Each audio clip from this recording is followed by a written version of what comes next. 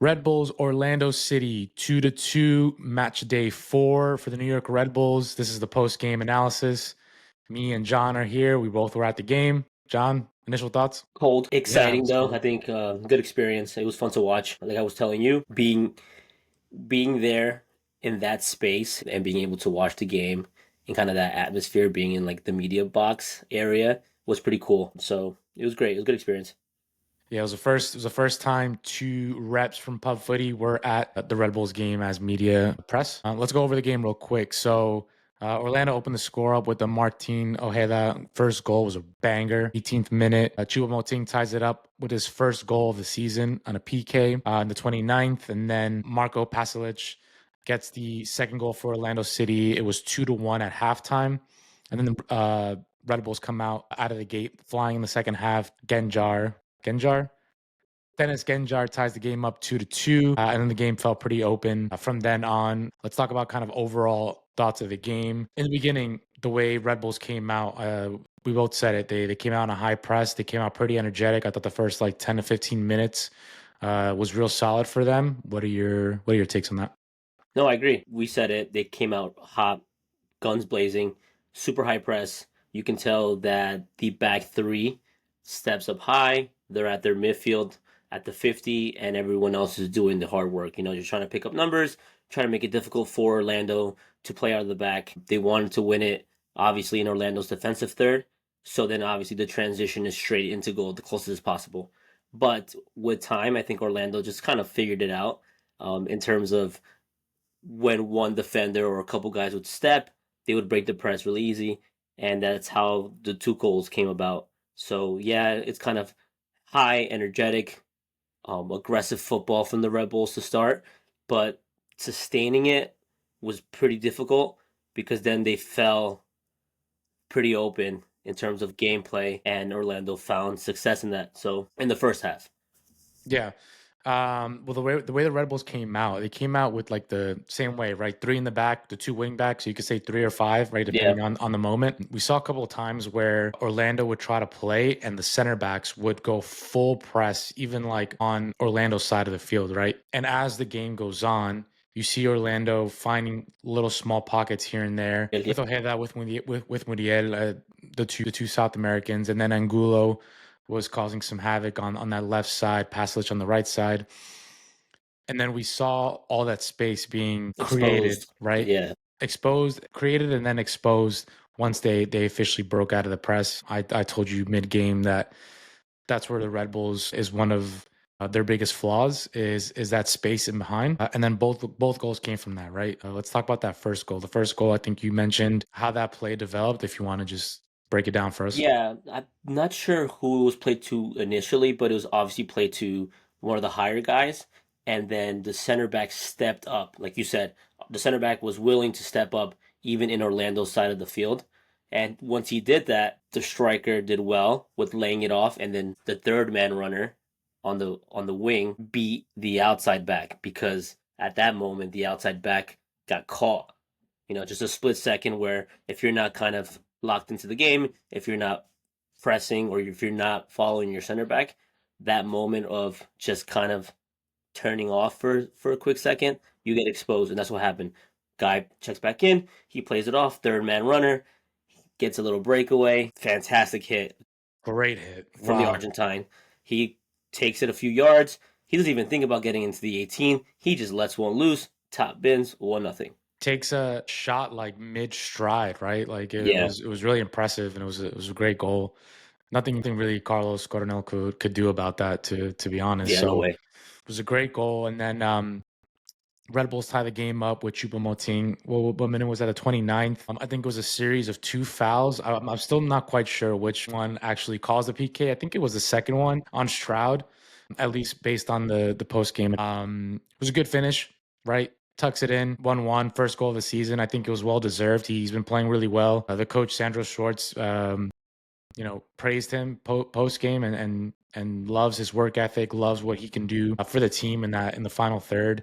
Not only holding the ball, but then helping orchestrate the attack with Forsberg. And then again, right, 39th minute, Marco Pasalic gets just free.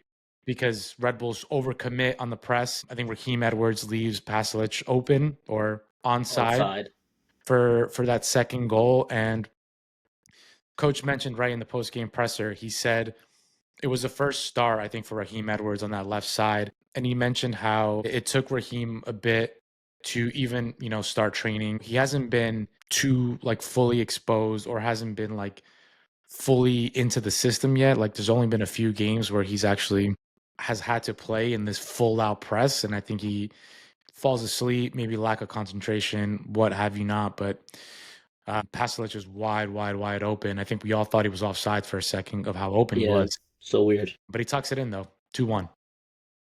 Yeah, no, it's like we said, it's difficult to sustain that press for such long periods of the game.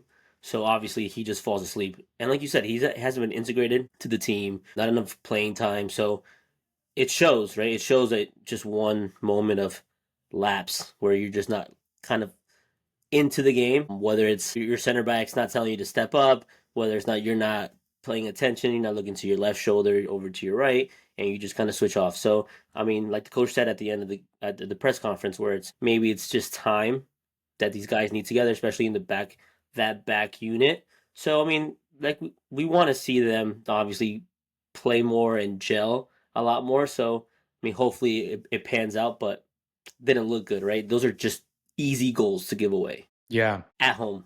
Yeah. Yeah. There were poor goals. Again, two. I mean, the first one was great hit, but still they broke out of the press. He was pretty free to take that shot. And then Pasalic was wide open for that second goal. Second half, Red Bulls come flying, like we mentioned. I think they had some earlier chances. I think Genjar, we said it at halftime, right? Red Bulls lacked this like wing play that they didn't have, right? Because we saw that Genjar was tucking in, Neelis was coming in on the outside, and he was kind of playing that like winger position, right? Genjar tucks in, Neelis comes on the outside. Raheem Edwards providing width on the left side, but it didn't feel like they were getting the right wing play. It always felt like Forsberg and Moting didn't really have that outlet on the wings. And we said it, right? An overlap run, something creative, combo play. And that's exactly what happened. They got one overlapping run to start the second half. Genjar gets that goal. I think it went off his thigh or something like that. Yeah. He said whatever was needed in the post game presser. But it was what they needed, right? They needed the wing play. They finally got it. They got the goal. And then I think the series of events, like right after that goal, I think they had a few more chances. Right? I think was it Edwards He had the chances after they equalized. There was after two the chances. equalizer, right? Yeah, Yeah, after Genjar equalized, Edwards had two. yeah. Literally, I think it was like probably back to back. One was more open than the other. Yes, but they were Good chances. very good chances. Like Yeah, where it's you have to at least put one away. You get two of those, you got to put one. Maybe I'll forgive you for one of them. It doesn't matter, but you have to put at least one of them from the two. yeah. They were tough Tough. misses. Wide open net. One of them especially. The ball does come to him a little fast, but should have tucked it away. Yeah. And then I think throughout the game, you saw the momentum kind of shift a little bit towards Orlando's side. And then once they got to maybe the last 10 to 15 plus stoppage time, Orlando really exposed the Red Bulls. I'm not sure if they were tired legs.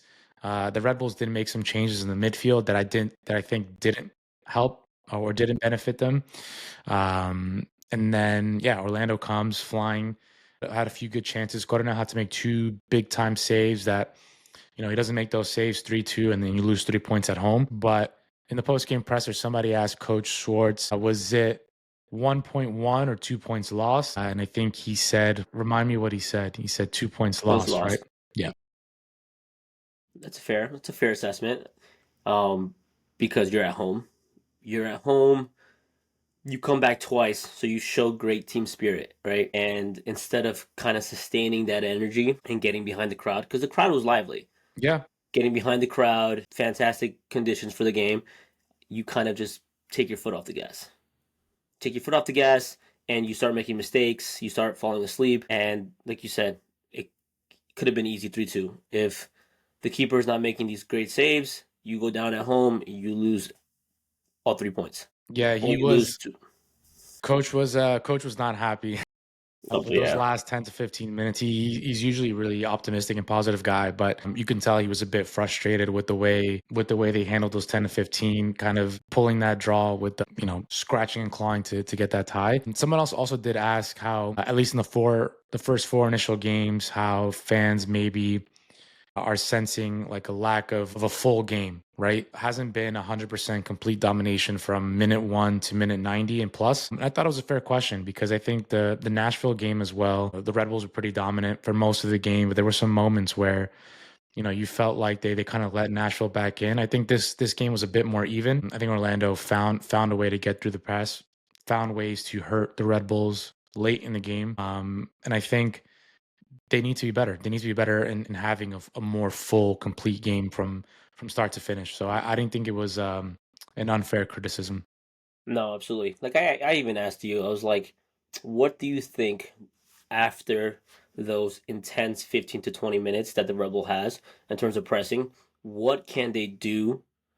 Not exactly to sustain that energy because it's so difficult to play that way for a full 45 or full 90.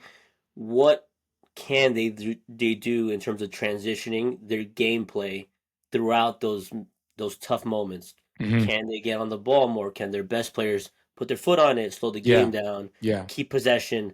Let's not always try to push numbers up the field and try to win the ball back up in their half or up in their defensive third. What can we do just to slow the game down, maybe catch a breath, maybe enjoy the football for a bit?